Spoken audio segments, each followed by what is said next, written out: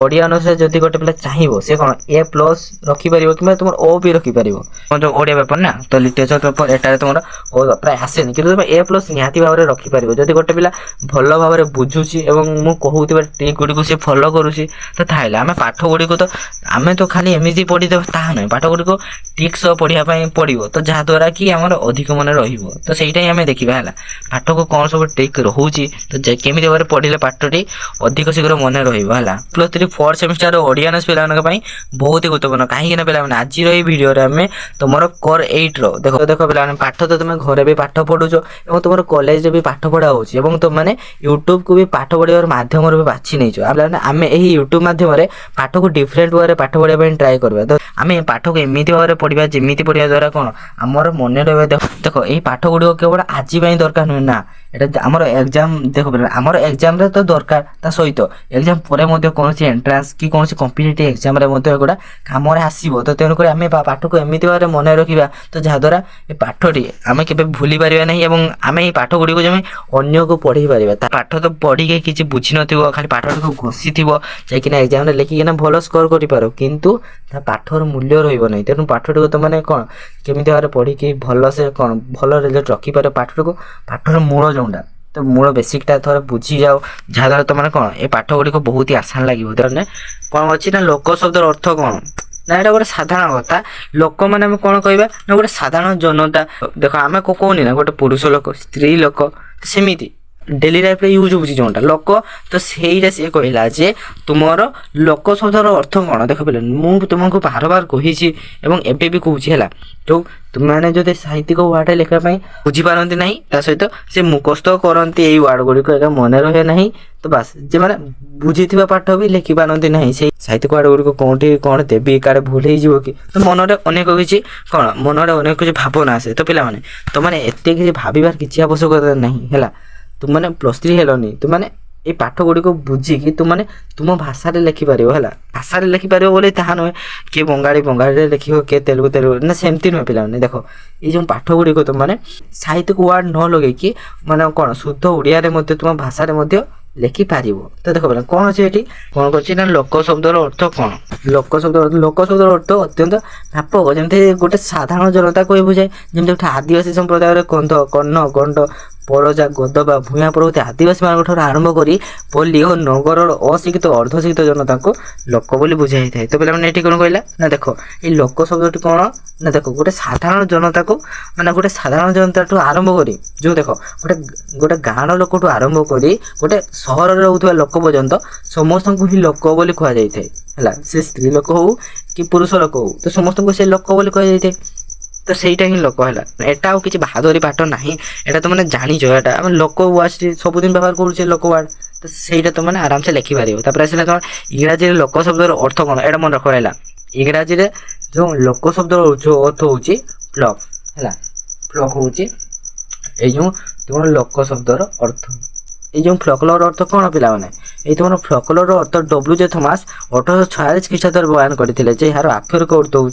लोक ज्ञान आम फ्लकलर अर्थ कौन पे नहीं फ्लकलर अर्थ हूँ पे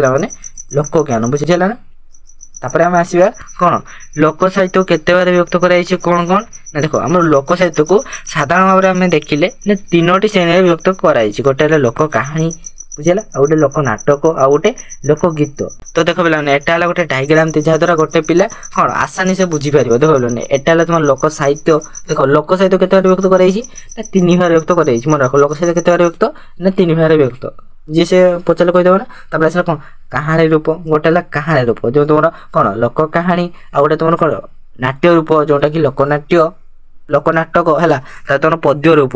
जो कौन गीति जोटा है जहाँ हूँ लोकगीति कौन लोकगीति है गोटे तुम आ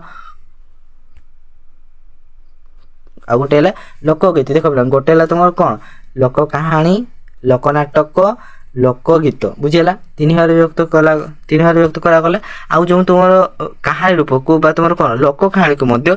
भाग व्यक्त करागला गोटे लौकिक कहानी जोटा मानव संपर्क लिखा जाए है कहानी गुड़िक गोटे मानव संपर्क लिखा जाए से हूँ कौन मानव कहानी लौकिक जोटा है आउ गोटे है तुम अलौकिक कहानी अलौकिक कौन पिला माने जोटा कि माने देख अलौकिक माने हूँ ଦେଖ ପିଲାମାନେ अलौकिक ମାନେ ହଉଛି ଭୂତ ପ୍ରେତ ଦେବତା ପଶୁପକ୍ଷୀ ଜଡ଼ ପଦାର୍ଥ ଇତ୍ୟାଦି ସବୁକୁ ସେଟା अलौकिक କୁହାଯାଏ। अलौकिक ମାନେ ସେଟା ମାନବ ସମ୍ପର୍କରେ ମାନେ ଯୋଉ ଗୁଡ଼ିକ ଲେଖା ହେଇଥାଏ ବାସ୍ ସେତିକି ହିଁ ଅଛି ଆଉ ସେମିତି କିଛି ନାହିଁ। ତ ଲୋକ ନାଟକରୁ ତିନି ଭାଗ ବ୍ୟକ୍ତ କରାଯାଇଛି। ଗୋଟେ ହେଲା ଦେଖ ପିଲାମାନେ ଏଇଟା ବହୁତ ହିଁ ଇମ୍ପୋର୍ଟାଣ୍ଟ। ଦେଖ ଗୋଟେ ହେଲା ତୁମର ଲୀଳା ଯାତ୍ରା। ଲୀଳା ଯାତ୍ରା କୋଉ ଗୁଡ଼ିକ ରହୁଛି ରାମ ଲୀଳା କୃଷ୍ଣ ଲୀଳା। ସେମିତି ତୁମର ଛୁଆଙ୍କ ପ୍ରହସନରେ ତାପରେ କ'ଣ ଦେଖ ପିଲାମାନେ ତୁମର ଛୁଆଙ୍କ ପ୍ରହସନରେ ତୁମର ଗୀତି ନାଟ୍ୟ ଦି ବିଭିନ୍ନ ନାଟକ ମଧ୍ୟ ଅଛି। କ'ଣ ଛଉ ନାଟ ଦଣ୍ଡ ନାଚ ଘୋଡ଼ା ନାଚ ବିଭିନ୍ନ ପ୍ରକାର ନାଚ ଅଛି ହେଲା। ତାପରେ ଓଡ଼ିଶୀ ନାଚ ସବୁଗୁଡ଼ିକ ଆମେ ପଢ଼ିବା। ତାପରେ ଆସିଲା ଲୋକ ଗୀତ। ସେପରି ଲୋକ ଗୀତକୁ ଆମେ କ'ଣ ଏତିକି ସବୁ ଯେତେ ସବୁ ଗୀତ ଅଛି ଯେମିତି ତୁମମାନେ କ'ଣ ଯେମିତି ସବୁ ଗୀତ ଅଛି କ'ଣ ପିଲାମାନେ ଯେଉଁ ଗାଁ ଗୁଣ୍ଡାକରେ ଗାଆନ୍ତି ଗୀତ ଯେମିତିକି କାନ୍ଦଣା ଗୀତ। ଦେଖ ଝିଅ ଯେତେବେଳେ ବାହା ହେଇକି ଯାଏ ସେଥିରେ କାନ୍ଦଣା ଗୀତ କୃଷକ ଗୀତ ଦଳି ଗୀତ ଓଷା ଗୀତ ନାଦିଆ ଗୀତ ଯେଉଁ ତୁମର କ'ଣ ତାପରେ ଅନ୍ୟାନ୍ୟ ସେମିତି ବହୁତ ସବୁ ଗୀତ ଅଛି। ତ ତାହା ଆମେ ଦେଖିବା ହେଲା। ତ ଚାଲନ୍ତୁ ତ ପିଲାମାନେ ବୁଝିଗଲା ଆମେ କେଉଁଥିପାଇଁ ଆସିଥିଲେ ନା ଲୋକ ସାହିତ୍ୟ କେତେ ଭାବରେ ବ୍ୟକ୍ତ କରାଯାଇଛି ତିନି ଭାବରେ। ଦେଖ ଯଦି ତୁମମାନେ ଏମିତି ଭାବରେ ଗୋଟେ ଡାଇଗ୍ରାମଟି ଖାତାରେ କରିକିନା ପଢ଼ା କରିବ ତ ସେଇ ଲେଖାଠୁ ଡାଇଗ୍ରାମରେ ମନେ ରହିବାର ଚାନ୍ସେସ୍ ଅଧିକ ଥାଏ। ଲୋକ ସାହିତ୍ୟ କାହାକୁ କୁହାଯାଏ ଦେଖ ପିଲାମାନେ ଆମେ ଲୋକ ସାହିତ୍ୟ ହେଉଛି କ'ଣ ସେଇଟା ଲୋକମାନେ ଆମେ କ'ଣ ବୁଝୁ ଜନସାଧାରଣ ସାହିତ୍ୟ ହେଉଛି ଜନସାଧାରଣଙ୍କର ସାହିତ୍ୟ ବୁଝିଲା ନା। ଦେଖ ଏହା ଜନଜୀବନର ପ୍ରତିଛବି ଏବଂ ଲୋକ ସାହିତ୍ୟ ହେଉଛି ମାନେ ବହୁତ ପ୍ରାଚୀନ। ଏହା ଲୋକ ସାହିତ୍ୟ କେବଳ କ'ଣ ଏହା ଆଧୁନିକ ନୁହେଁ ପିଲାମାନେ ବହୁତ ପ୍ରାଚୀନରୁ କ'ଣ ଲୋକ ସାହିତ୍ୟ ଆମର ହେଇ ଆସିଛି। ତାପରେ ଏହାର ସୃଷ୍ଟିକାର ବିଚିତ୍ର ଏବଂ ଲୋକ ସାହିତ୍ୟର ପରିସର ମଧ୍ୟ ବ୍ୟାପକ। ଲୋକ ଶବ୍ଦର ଅର୍ଥକୁ ବିଶେଷଣ କଲେ ଜଣାଯାଏ ଯେ ଲୋକ ଶବ୍ଦର ଅର୍ଥ କ'ଣ ଅତ୍ୟନ୍ତ ବ୍ୟାପକ ହେଲା। ଏହା ସାଧାରଣତଃ ଜନତାକୁ ହିଁ ବୁଝାଏ। ତେଣୁ ଏହି ସାହିତ୍ୟକୁ ଲୋକ ସାହିତ୍ୟ କୁହାଯାଏ। ବୁଝିଲା ଲୋକ ସାହିତ୍ୟ କ'ଣ ଆମେ ଯଦି ଲୋକ ଶବ୍ଦର ଅର୍ଥ ଯଦି ଜାଣୁଛୁ ଯେ ଜନସାଧାରଣ ତାହେଲେ ଲୋକ ସାହିତ୍ୟ କ'ଣ ଜନସାଧାରଣଙ୍କ ସାହିତ୍ୟକୁ ଲୋକ ସାହିତ୍ୟ କୁହାଯାଏ।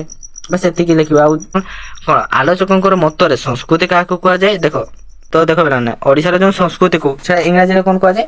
କଲଚର ବୋଲି କୁହାଯାଏ ହେଲା। ଏଇ ଯେଉଁ କଲଚର ବୋଲି କୁହାଯାଏ ତ ଆମେ ଜାଣିଛେ ଯେଉଁ କଲଚର ଶବ୍ଦଟି ଲାଟିନ୍ ଶବ୍ଦ କୋଉଠୁ ଆସିଛି LTUS କଲ୍ଟସରୁ ଏଇ ଯେଉଁ ତୁମର କଲଚର ଶବ୍ଦଟି ଆସିଛି। ଦେଖ ଏହାର ଅର୍ଥ ହେଉଛି କ'ଣ ଧର୍ମ ସମ୍ବନ୍ଧୀୟ ପୂଜା। ଦେଖ ଧର୍ମ ସମ୍ବନ୍ଧୀୟ ଯାହା ବି କିଛି ପୂଜା ତ ତାହାକୁ ହିଁ କ'ଣ କଲ୍ଟ ବୋଲି କୁହାଯାଏ। ତ ଏଇ କଲ୍ଟସରୁ ଆଜି ଶବ୍ଦ କଲଚରଟି ଆସିଛି ହେଲା। ତାହେଲେ ତୁମ ସଂସ୍କୃତିର ଇଂରାଜୀ ଆସିଲେ ତୁମ ଲୋକ ସଂସ୍କୃତି କହିଲେ ଲୋକମାନଙ୍କର ମଧ୍ୟରେ ପ୍ରଚଳିତ ସମସ୍ତ ଚାଲିଚଳଣି ଆଚାର ବ୍ୟବହାର ବିଶ୍ୱାସବୋଧ ନ୍ୟାୟ ନୀତି ତଥା କ'ଣ ଅନ୍ୟାନ୍ୟ ସମସ୍ତ ସାମାଜିକ ଗୁଣ ଗୁଡ଼ିକୁ ଏହାର ଅନ୍ତର୍ଭୁକ୍ତ ହେଉଛି। କେତେକ ଆଚାର ଅନୁଷ୍ଠାନ ଓ ବ୍ୟବହାରକୁ ହିଁ ବୁଝାଇଥାଏ। ଏହା ମଧ୍ୟ କାବ୍ୟ ଶିଳ୍ପ ସଙ୍ଗୀତ ଇତ୍ୟାଦିକୁ ମଧ୍ୟ ବୁଝାଇଥାଏ ବୋଲି ତାକୁ ସମାଲୋଚକମାନେ ମଧ୍ୟ ଭିନ୍ନ ଭିନ୍ନ ତାକୁ ମତ ଦେଇଥାନ୍ତି ହେଲା। ଓଡ଼ିଶାରେ ଲୋକ ସଂସ୍କୃତି କହିଲେ ଏଠାରେ ବସବାସ କରୁଥିବା କ'ଣ ତିନୋଟି ଶ୍ରେଣୀର ଅଧିବାସୀ ମାନଙ୍କର କଳା ହଉ ସଂସ୍କୃତି ସଙ୍ଗୀତ ପରମ୍ପରା ଆଚାର ବ୍ୟବହାର ଚାଲିଚଳଣି ତ ଯାହା ବି କିଛି ରହୁଛି ତ ସମସ୍ତ ଦେଖ ସମସ୍ତ ଜିନିଷ ସେଇ ସଂସ୍କୃତିର ଅନ୍ତର୍ଭୁକ୍ତ ବୁଝିହେଲା। ତ ଆମର ଯେଉଁ ପରମ୍ପରା ଆମର ରହିଛି ଯେମିତି ସେମାନଙ୍କ ଦ୍ୱାରା ଓଡ଼ିଶାର ଆରାଧ୍ୟ ଦେବତା ଶ୍ରୀ ଜଗନ୍ନାଥ ମଧ୍ୟ କ'ଣ ପୂଜିତ ହେଉଥିଲେ ସେଇ କାରଣ ଯେଉଁମାନେ ଯେମିତି ଆମର ରଥଯାତ୍ରା ଦେଖ ଆମର ବହୁତ ଦିନରୁ ହେଇ ଆସୁଛି ବର୍ତ୍ତମାନ ମଧ୍ୟ ହେଉଛି ତଥା କ'ଣ ଆମର ପରମ୍ପରା ସେହିପରି ଅନେକ କିଛି ପରମ୍ପରା ଓଡ଼ିଶାରେ ରହିଛି। ଚନ୍ଦ୍ର ସାହୁ କ'ଣ ମତ ଦେଇଛନ୍ତି ନା ରବୀନ୍ଦ୍ର ଚନ୍ଦ୍ର ସାହୁ କହିଛନ୍ତି ଯେ ଯେଉଁ ସାହିତ୍ୟ ଲୋକଗ୍ରାହ୍ୟ ତାହା ହେଉଛି ଲୋକ ସାହିତ୍ୟ। ଦେଖ ଏଠି ଗ୍ରାହ୍ୟ ଯେଉଁ କହିଲା ଗ୍ରାହ୍ୟର ଅର୍ଥ କ'ଣ ବୁଝାଉଛି ନା ଯେଉଁ ସାହିତ୍ୟ ଲୋକମାନେ ଗ୍ରାହ୍ୟ ମାନେ ଲୋକମାନେ ଗ୍ରହଣ କରନ୍ତି ବୁଝିଲା ନା। ଯେଉଁ ସାହିତ୍ୟ ଲୋକମାନେ ଗ୍ରହଣ କରନ୍ତି ତାହା ହିଁ ହେଉଛି ଆମର ଲୋକ ସାହିତ୍ୟ ଆଉ କିଛି ନାହିଁ। ବା ସେତିକି ଯେଉଁ ଅନ୍ୟାନ୍ୟ ଗବେଷକମାନେ ଅଛନ୍ତି ଯେମିତିକି ତୁମର ଗୌରାଙ୍ଗଚରଣ ଦାସ ହେଲା ଗୌରାଙ୍ଗଚରଣ ଦାସ ଏବଂ ପଣ୍ଡିତ କୃଷ୍ଣଚନ୍ଦ୍ର କର ତ ସେମିତି ପଣ୍ଡିତ କୃଷ୍ଣଚନ୍ଦ୍ର କର ତ ସେମିତି ଅନେକ ଗବେଷକ ଭିନ୍ନ ଭିନ୍ନ ମତ ଦେଇଛନ୍ତି ହେଲା। ତ ସେଗୁଡ଼ା ଦେଖିବା କରିଛି ଦେଖ ଲୋକ ସାହିତ୍ୟର ବୈଶିଷ୍ଟ୍ୟ ସମ୍ପର୍କରେ ନଟବର ସାମନ୍ତରାୟ କ'ଣ କହିଛନ୍ତି ଦେଖ ନଟବର ସାମନ୍ତରାୟ ଲୋକ ସାହିତ୍ୟର ବୈଶିଷ୍ଟ୍ୟ ସମ୍ପର୍କରେ କହିଛନ୍ତି ଯେ ପଲ୍ଲୀ ପ୍ରାଣତା ପଲ୍ଲୀ ଓ ଜୀବନର ପ୍ରାଣତତ୍ତ୍ୱର ପରିପ୍ରକାଶ ମୌଖିକ ପ୍ରବାହ ତାପରେ ତୁମର ଏକକ ବା ସାମୂହିକ ଆବୃତ୍ତି ରଚୟିତାଙ୍କର ନାମହୀନତା ତାପରେ ସଙ୍ଗୀତର ମଧୁର ମୂର୍ଚ୍ଛନା ଓ ତୁମର ବିଷୟବସ୍ତୁର ଅର୍ଥହୀନତା ଇତ୍ୟାଦି ସବୁ କ'ଣ ନଟବର ସାମନ୍ତରାୟ ଇତ୍ୟାଦି ସବୁ କହିଛନ୍ତି କ'ଣ ଲୋକ ସାହିତ୍ୟର ବୈଶିଷ୍ଟ୍ୟ ସମ୍ବନ୍ଧରେ ସେ କହିଛନ୍ତି। ତାପରେ ଆସିଲା ତୁମର ଲୋକ ସଂସ୍କୃତି ଓ ଦେଖ ତୁମର ଲୋକ ସଂସ୍କୃତି ଶବ୍ଦ ଓ ଲାଟିନ୍ ଭାଷାର କେଉଁ ଭାଷାରୁ ଆସିଛି ଓ ଏହାର ଅର୍ଥ ସେ ପଚାରିଛି। ଦେଖ ଏଠି ମୁଁ ତୁମକୁ ମାନେ କହିଛି ଯେଉଁ ତୁମର ଲୋକ ସଂସ୍କୃତି ଶବ୍ଦଟି ଇଂରାଜୀ କ'ଣ କଲଚର ଯେଉଁ ଆମେ କହୁ କଲଚର ତ ଦେଖ ଏଇ ଯେଉଁ କଲଚର ଶବ୍ଦଟି ଲାଟିନ୍ ଶବ୍ଦ କ'ଣ କଲ୍ଟସରୁ ଆସିଛି। ଏଇ ଯେଉଁ କଲ୍ଟ ଶବ୍ଦଟି କ'ଣ ଯେ ନା କଲ୍ଟ ଶବ୍ଦରୁ ଆସିଛି। ଏହାର ଅର୍ଥ ହେଉଛି ଧର୍ମ ସମ୍ପର୍କୀୟ ପୂଜା तो देख पिला समस्त पिला नोट करने चेष्टा कर है आम देशर किए प्रथम लोकगीतर सूत्रपात करते देख पिला नहीं जो क्वेश्चन टी तुम कमेंट सेक्शन में जनाओ देख पिला आमर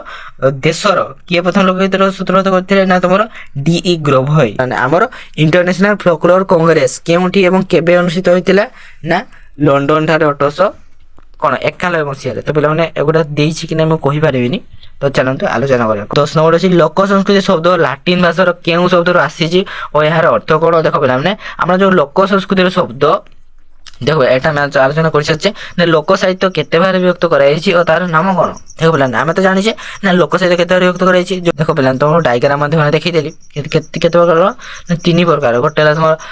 कौन लोक कथा नाट्य रूप पद्य रूप है लोक कहानी लोक नाटक आ गोटे लोकगीत 3 प्रकार जान देख लोक शब्दर अर्थ को कोश ग्रंथ मानक किए और किपर प्रकाश कर देख मनुष्य भुवन जगत समूह दृष्टि अर्थ में पंडित कुलमणि दास से ग्रहण कर भागवत गीतर लोक शब्द को क्यों अर्थ ग्रहण कर देख आम जन समूह अर्थ ग्रहण कराई लोक साहित्य कौन देखा मिले ना सरल पल्ली जीवन निचक प्रतिच्छवि साहित्य देखा मिले कौन आम जो देख आम पल्ली जो गाँ देख जो गाँ गंडा लोक मैंने बास करती तो सरल जीवन यापन से केमी भाव में कौन जीवन यापन करते मैंने कृषि कार्य कर जीविका निर्वाह करते सकाल संज पर्यटन जो डेली लाइफ रही तो तार ही गोटे कौन प्रतिच्छवि लोक साहित्य देखापी मिले तापर से लोक कथा केते बार व्यक्त कराई ना तुम लोक कथा को 2 बार व्यक्त कराई मुझे तुमको कही गोटे लौकिक लौकिक मान कौन गुड़िक जोटा आम मानव संबंधी कौन से धर लिखा जाइए मानव माने मनुष्य विषय है आ गोटे तुम अलौकिक मान हो भूत प्रेत हो कि देवता पशु पक्षी और माने अन्य संपर्क जो लिखा होता है तो ताकू ही अलौकिक बोली कहुए आसले तुम लोकनाटकर विभिन्न रूप गुड़िक अच्छी लोक मान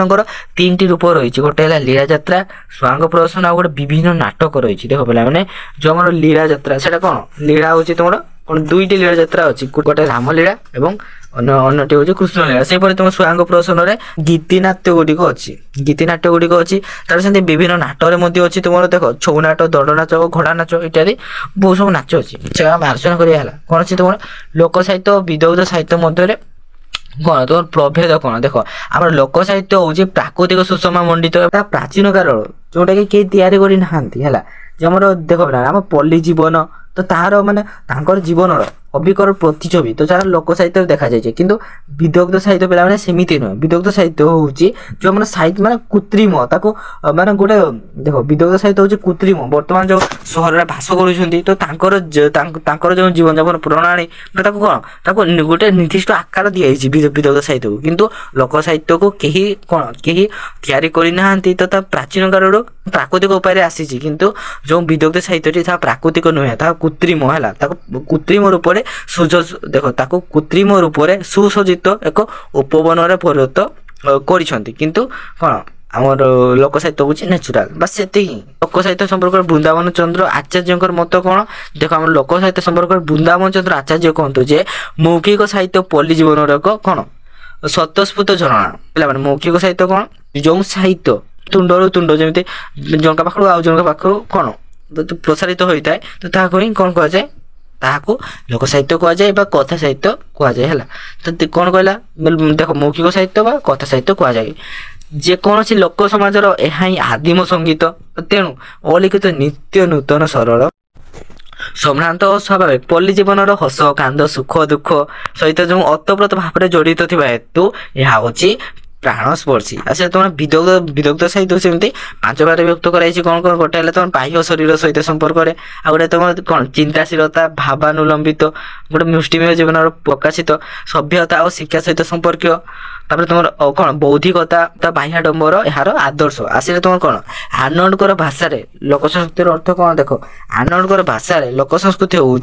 culture is to know the best that has been said and thought in the world अर्थात जो प्रयोजन यार सृष्टि मानव जीवन संग्राम लिप्त तापर आसला कौन या जो मानव जीवन संग्राम ही लिप्त आसला गौरांग चरण दास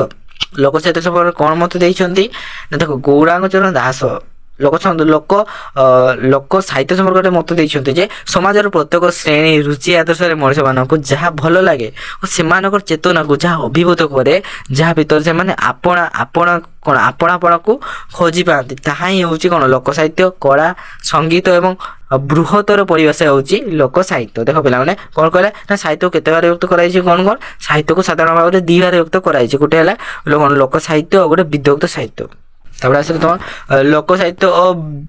ବିଦଗ୍ଧ ସାହିତ୍ୟ ସମ୍ପର୍କରେ ଗୋପାଳଚନ୍ଦ୍ର ପ୍ରହରାଜଙ୍କର ମତ କ'ଣ? ଦେଖ ଗୋପାଳଚନ୍ଦ୍ର ପ୍ରହରାଜଙ୍କର ମତରେ ଲୋକ ସାହିତ୍ୟ ଓ ବିଦଗ୍ଧ ସାହିତ୍ୟ ପରସ୍ପର କ'ଣ ପରିପୂରକ ହେଲା। ଲୋକ ସାହିତ୍ୟ ଏକ ବିରାଟ ଯେଉଁ ବଟଦ୍ରୁମ ହେଲେ ବିଦଗ୍ଧ ସାହିତ୍ୟ ହେଉଛି ଗୋଟେ ଶାଖା ପ୍ରଶାଖା ବା ଡାଳପତ୍ର ପରି ନା। ପିଲାମାନେ ଏଠି କ'ଣ କହିଲା ନା ଦେଖ ଯେଉଁ ଲୋକ ସାହିତ୍ୟ ଏବଂ ବିଦଗ୍ଧ ସାହିତ୍ୟ ତାହା ସେମ୍ ନୁହେଁ, ତାହା କ'ଣ